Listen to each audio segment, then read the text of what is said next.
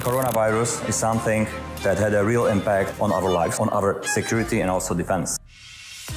We will have a unique opportunity to discuss these issues, among other issues, here in Bratislava over the next few days. You see it in an educational divide between the very successful, well-educated, and the people with manual skills whose life was getting worse. All that has been amplified by COVID. We see those stresses playing out around Europe now. Questions facing humanity, climate change, fighting poverty, being an inclusive society, bringing the rule of law to many countries, all those issues will be forgotten as countries and leaders, so-called strongmen, fight with each other to prove who's the strongest. The world may end up with perhaps less dialogue and greater mistrust between communities and between regions, with a risk to slip into greater divides. So the digital divide, economic inequalities, or the confrontation of antagonistic models. An overriding trend in the post-COVID-19 world will be related to winning public trust and even to get it all back. Trust in the institutions, trust in the technologies, trust in our capacity as a society. Whether it's dealing with cybersecurity issues, physical security issues, or other issues touching on alliances, the forum is a great place to bring together national leaders, civil society leaders, academics, and just very interested people. Central and Eastern Europe will see an immense growth in new technology users over the next decade. Groups such as GLOBSEC must push governments and companies to ensure that this growth comes with benefits for the environment, with new skills and new jobs.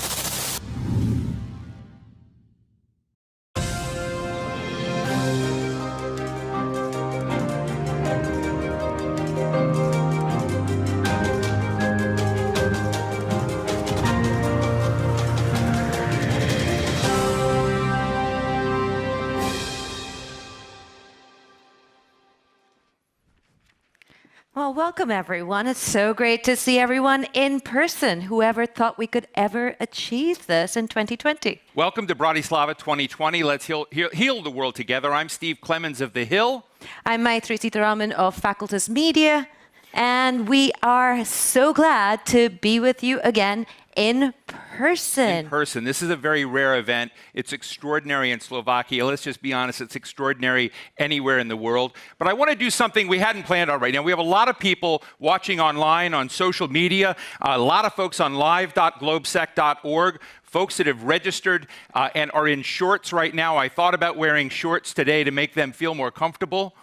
Well, yeah, I think you should have. You came close. And you've got, quite a set of heels on. May I just say, first time in 8 months I have heels on. If I can't walk and I stumble, feel free to laugh. It's something that we're all readjusting Well, I want our online audience to know that all of you care about them. So let's give our online audience a big round of applause, thanking them for being with us. We're going to be there. So a big round of applause for them. You can clap and you can do it safely here at Bratislava 2020. But Maithreyi, why don't you set the stage for us? Well, these are extraordinary times. We've kind of established that being here in person is something very, very special.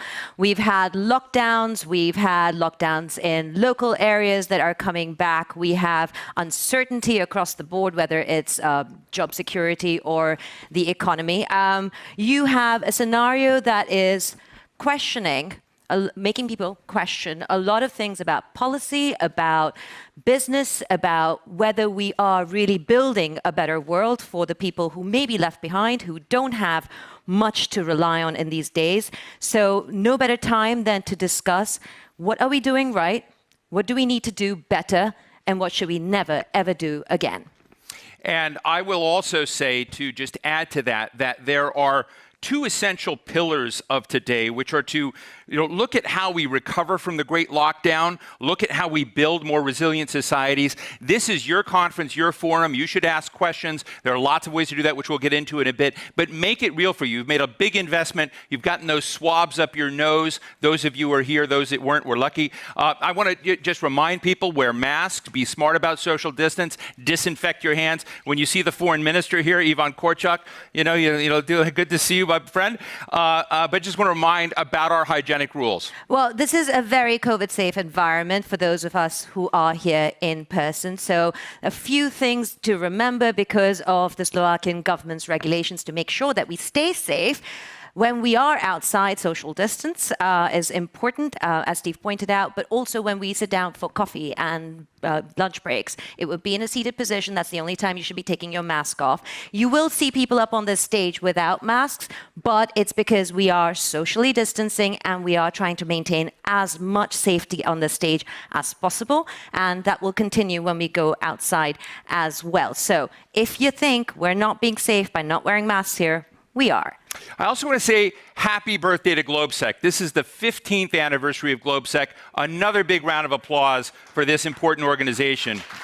And I want to say that over the last several months, this organization has not been paralyzed. There have been brainstorming sessions. There have been discussions. I've been online a lot with our GLOBSEC friends and, important strategic thinkers from around the world. They have put together, we participated in a digital stage, which we're going to participate in today. This is a hybrid meeting. We're going to be talking as if, to General John Allen in just a moment, we should act like he's in the room. He's in the room for many who are online, but this is the first hybrid format. What I love about GLOBSEC is it's too bad that COVID came along because I'm pretty sure we would have created this anyway. It's important to reach out. This is not something that we're doing as victims. This is a strong way to process and think about smart ideas for the world. So, and talking about something very, very strong and someone very, very strong, it gives me great pleasure to announce that we have President Susana Chapitova joining us, and she is going to join the room at this point, knowing full well that she has made this forum quite COVID safe. Please welcome Madam President. Madam President, great to see you.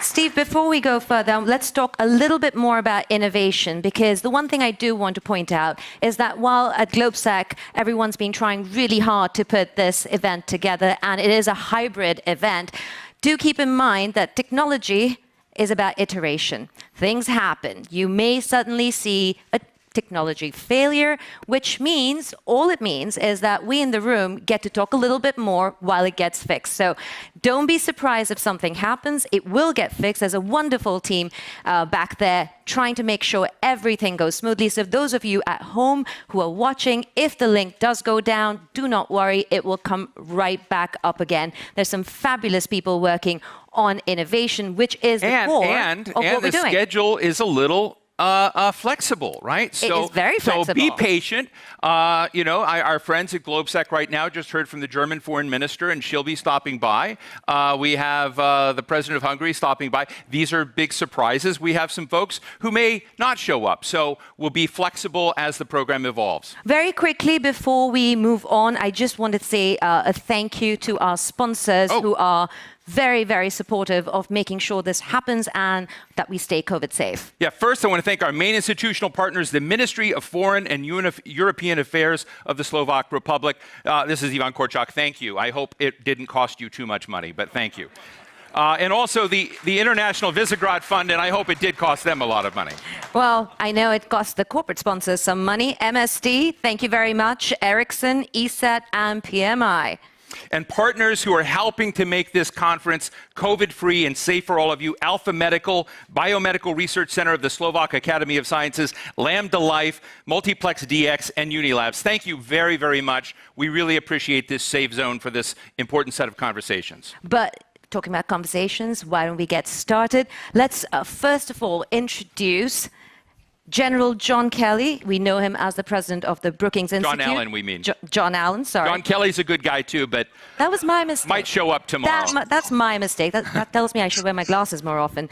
President of the Brookings Institute, a four-star general known for his articulate, informed, and frank views. But Steve, you know him well, and you know his name, right? Look, John Allen is a great guy, former NATO commander, of course, in Afghanistan, running one of the most important think tanks in Washington. Recently, author of Turning Point Policymaking in the Era of AI, which is such an important topic for this set of meetings as well.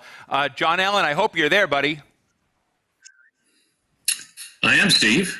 Oh, good. Good to see you. It's good to see everyone. How are you today?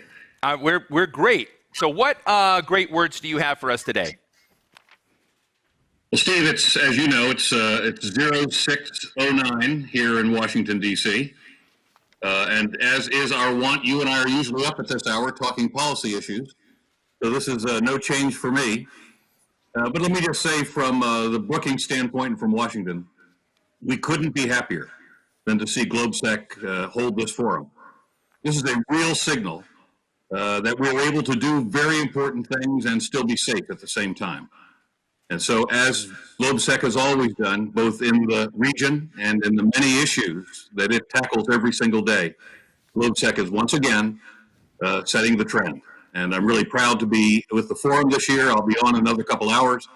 It's great to see you both, Madam President. Wonderful to have you attend. And I look forward to the rest of the forum. Thank you very much, Chief. General Allen, great to be with you.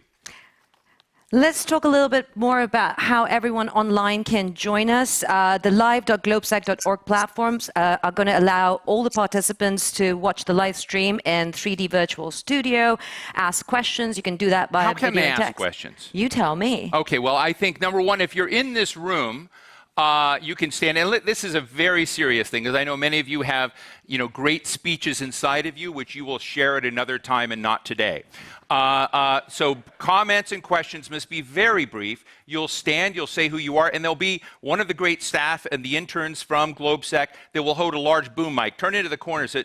Hold up those great boom mics for a minute. Hold them over your heads. There you go. And they will reach you. You don't have to go anywhere so that you can ask your question. And they're heavy, so another reason to keep your questions really short, and your name, your organization, and a short question before they lose their arms. It does hurt to hold those things up. And if you are a pre-registered participant and participating at live.globsec.org on Zoom, you can raise your hand, and you will be, if luck falls on you, we will bring you into this discussion through our 3D studio. And we also appreciate all of those that are watching on social media around. Let me now call to the stage and say something about Madam President. Madam President, last time we saw you in New York, and it was great to see you there. It was very inspired. But I just want to say about President Susana Chapitova that one of the things, she likes journalists. One, we appreciate that. And when she became president, she spoke to a journalist and said, we should try to have a constructive relationship with our neighbors, but at the same time, make sure that our stances and positions are based on values. So, Madam President, please welcome to the stage.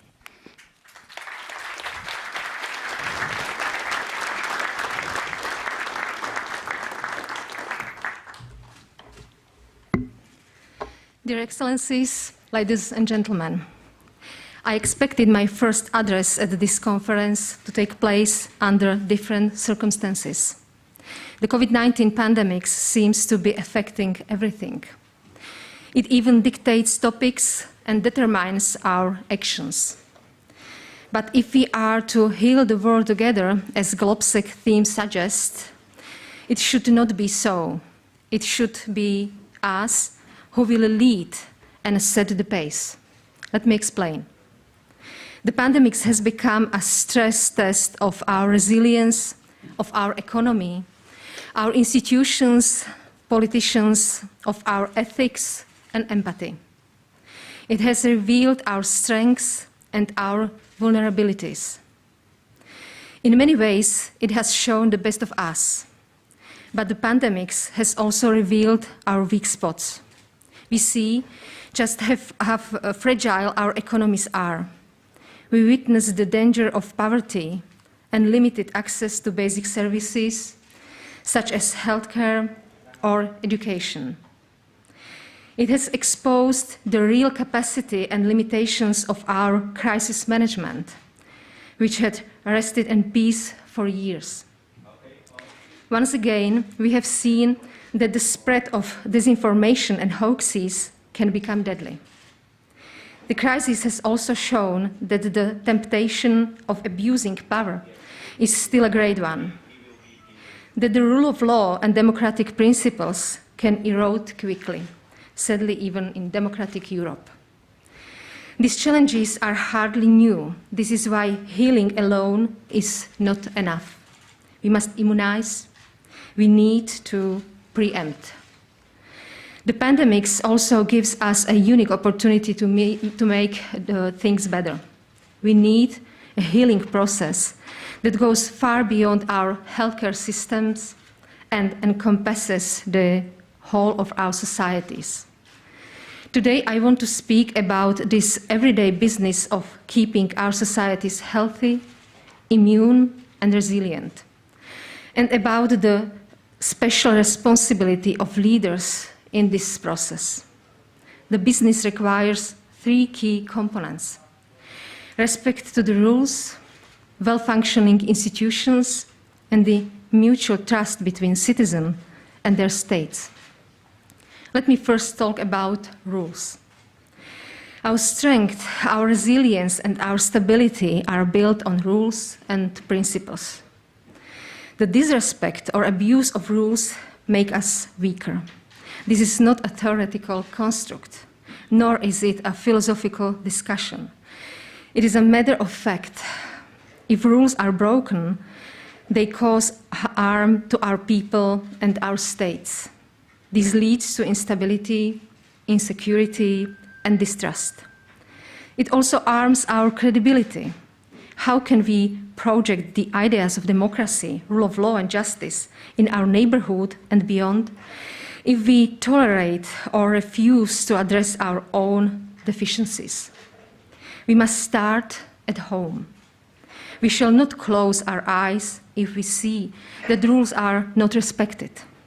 We should put discussion and consultations before politicking.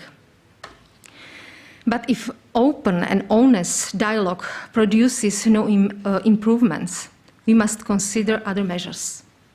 We should not be shy or timid. We must make clear that respecting the rules and enjoying the benefits, including the EU funds, come always and strictly together, and that one without the other will not be possible. Let me be clear. This is not about anyone's punishment. This is about keeping our societies healthy, about preserving trust among ourselves, and about fundamental protection of our institutions. Let me talk about the institutions. During the COVID-19 crisis, the demand for an effective governance is higher than ever. And yet, even as the pressure for their performance rises, our democratic state and international institutions are being undermined both from within and without. Domestically, populism, partisanship, and corruption are subverting our state institutions and hobbling their performance. Internationally, growing competition among states and preference for short-term egoistic goals over common solutions are undermining goal efforts. Cooperation and goodwill alone will not be enough to help address this problem. We must make sure the institutions are well equipped, safe, protected, and efficient. The special responsibility lies with us, political leaders. We must stop undermining our institutions.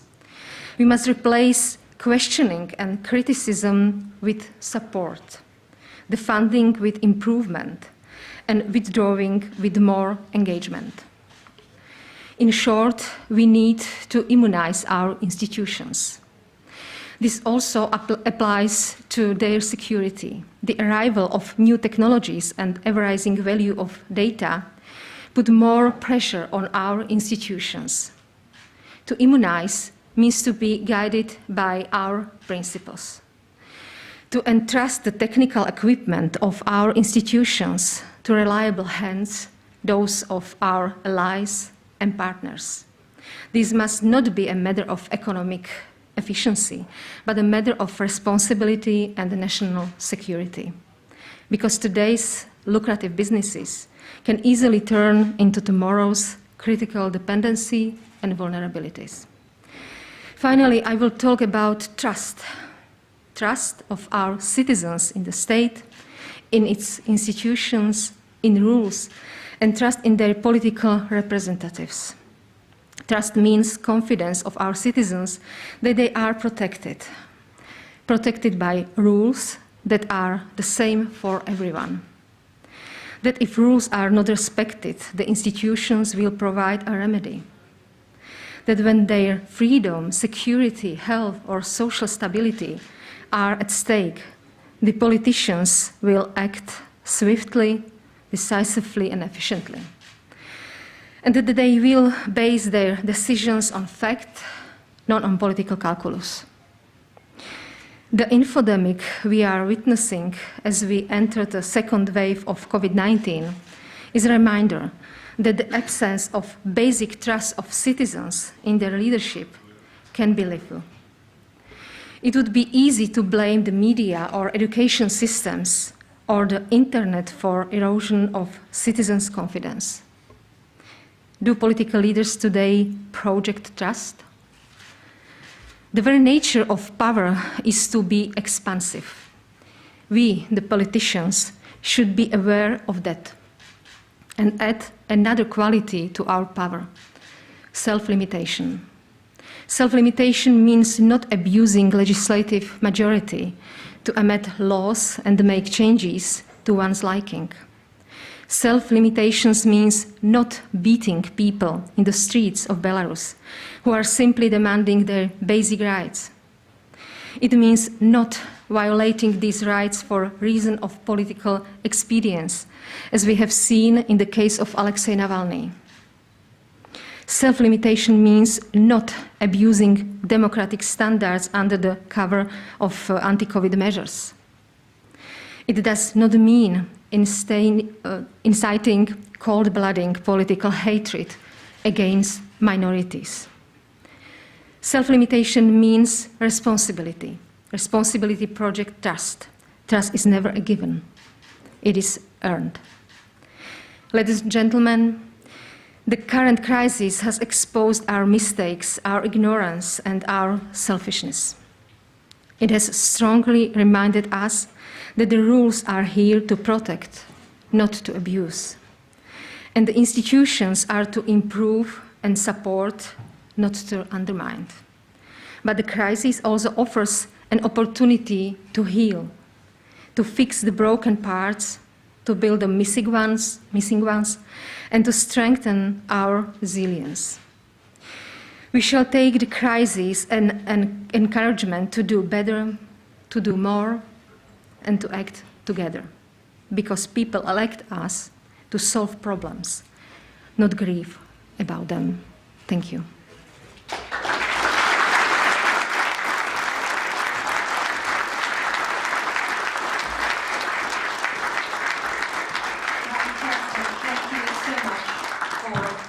For these words that we absolutely need. It's an honest analysis from a journalist.